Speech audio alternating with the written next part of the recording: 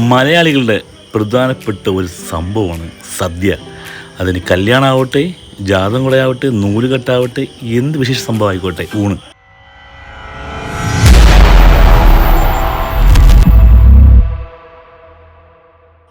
സദ്യ എന്ന് പറയുന്നത് മലയാളികളുടെ സ്വകാര്യ അഹങ്കാരമാണ് കേട്ടോ.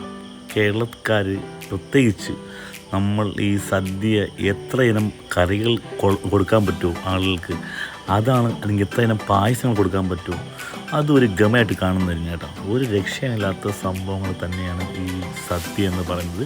ഇതിപ്പം നമ്മളെ ചർച്ചിൽ നടന്ന ഒരു സമൂഹ സദ്യയിലുള്ള കാര്യങ്ങളാണ് ഞാൻ കാണിക്കുന്നത്. ഒരു രക്ഷയില്ല. എല്ലാ കറികളും പരിപ്പും സാമ്പാറും പുളിശ്ശേരിയും പാൽപ്പായസം അടപ്പായസം എല്ലാം കൂടെ ബോളി എല്ലാം അങ്ങനെ എല്ലാം.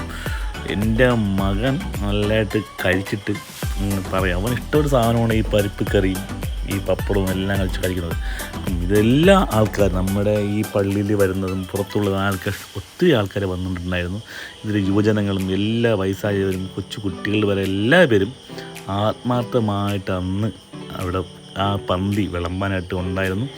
കറികൾ എല്ലാം ഉപ്പേരി, ചിപ്സ്, പിന്നെ ഇഞ്ചി, നാരങ്ങ, മാങ്ങ, പച്ചടി, കിച്ചടി, തോരൻ, പിന്നെ ഒത്തിരി കറികൾ, അവിയൽ, കൂട്ടുകറി, ഒരു രക്ഷയുമില്ലാത്ത കേട്ടോ. കാരണം ഈ സദ്യ ഒരു പ്രത്യേക അനുഭവം തന്നെയായിരുന്നു. കാരണം നമ്മളെല്ലാ പേരും, നാട്ടിലുള്ള എല്ലാ പേരും ഒരുമിച്ച് കൂടിയിരുന്ന് ആഹാരം കഴിക്കുന്നതും അത് സന്തോഷമുള്ള കാര്യം തന്നെയാണ്.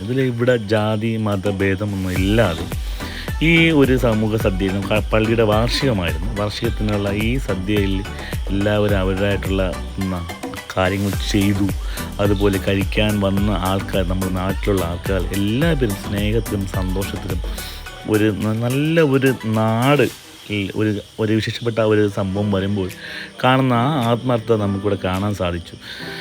ഒത്തിരി കാര്യങ്ങൾ ഇതിനകത്ത് പറയാനുണ്ട്. ഓരോരോ കാര്യങ്ങൾ പറയുമ്പോഴും ഇതിന് എഫേർട്ട് എടുത്ത നമ്മുടെ ചർച്ച് കമ്മിറ്റി, അച്ഛൻ, പ്രത്യേകിച്ച് അച്ഛൻ്റെ ആ എഫേർട്ട് ഒരു പറയത്തക്ക ഒരു കാര്യം തന്നെയാണ്. കാരണം ഈ കിടപ്പ് രോഗികൾക്ക് വരെ ഈ സദ്യ കൊണ്ട് കൊടുക്കാൻ കാണിച്ച ആൾക്കാരുടെ ആത്മാർത്ഥം നിങ്ങൾ കാണണം.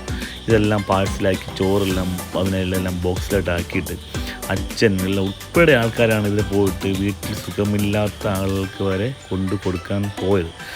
എല്ലാത്തിനും അതിൻ്റേതായ കാര്യങ്ങൾ അടുക്കും ചിട്ടയുമായിട്ട് തന്നെ അവർ ചെയ്തു. ഒരു ബിഗ് സല്യൂട്ട് നമുക്കിത് കൊടുത്തേ പറ്റും. അപ്പം ഞാനും എന്നെക്കൊണ്ട് കഴിയുന്ന കാര്യങ്ങൾ ചെയ്തു. അതുപോലെ എൻ്റെ ഫാമിലിയും എല്ലാവരും ഉണ്ടായിരുന്നു കേട്ടോ. അപ്പം ഇത് നമ്മൾ പറയുന്നെങ്കിൽ നമ്മുടേതായിട്ടുള്ള ഒരു നാട്ടിൽ നടക്കുന്ന വിശേഷപ്പെട്ട ഈ ദിവസം സഭയുടെ വാർഷികം അത് എത്രമാത്രം ഗംഭീരമാക്കാൻ പറ്റുമോ അത്രമാത്രം എല്ലാ പേരുടെയും ശ്രമപരമായി നടന്നു. പിന്നെ പത്തായപ്പുര നിൽക്കുന്ന നമ്മുടെ സത്യമാമൻ, ബാക്കി നമ്മുടെ എല്ലാ പിള്ളേരും, ബാക്കി എല്ലാ ആൾക്കാരും ചെയ്ത കാര്യങ്ങൾ ഒരിക്കലും മറക്കാൻ പറ്റാത്ത ഒരു അനുഭവമാണ്. ഇതുപോലെ നമ്മൾ കാണുന്നത് അടുത്ത വർഷമാണ്. അപ്പം എല്ലാ വർഷവും ഇതിങ്ങനെ ഒരു സമൂഹ സദ്യ ഇങ്ങനെ കൊടുക്കാറുണ്ട്. ആ സദ്യയിൽ എല്ലാവരും വന്ന് കഴിച്ചിട്ട് അവരുടേതായിട്ടുള്ള കാര്യങ്ങൾ ചെയ്യാറുണ്ട്. ഇനി നല്ല നല്ല കാര്യങ്ങൾ ഓരോ നാട്ടിൽ ഇതുപോലെ ഉണ്ടാകുമ്പോൾ നമ്മൾ അതിനുള്ള സപ്പോർട്ട്